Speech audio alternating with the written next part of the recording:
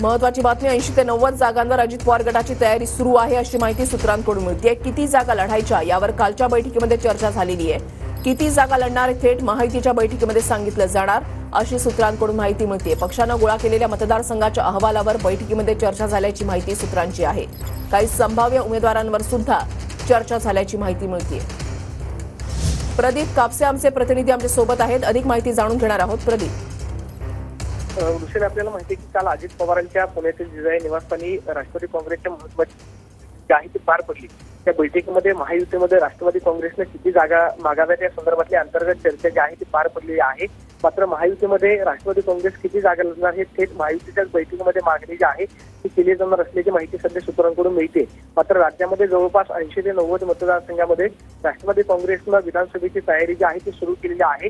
काल पक्षानं गोळा केलेल्या अहवालावरती या बैठकीमध्ये चर्चा जी आहे ती सुद्धा करण्यात आली। पक्षाची सद्यस्थिती काय आहे, किती जागांवरती राष्ट्रवादी काँग्रेस पक्ष जो आहे तो निवडणूक लढवू शकतो या संदर्भातली अंतर्गत चर्चा जी आहे ती कालच्या बैठकीमध्ये पार पडली। कालच्या बैठकीला प्रफुल्ल पटेल, सुनील तटकरे, समीर भुजबळ, धनंजय मुंडे त्याचबरोबर शिवाजीराव गर्जे म्हणजे संघटनांवर सगळे महत्त्वाचे नेते जे आहेत ते उपस्थित होते। 80 ते 90 जागांवरती सध्या राष्ट्रवादीची तयारी सुरू असल्याची माहिती होती। नक्कीच धन्यवाद प्रदीप दिलेल्या सविस्तर माहितीसाठी।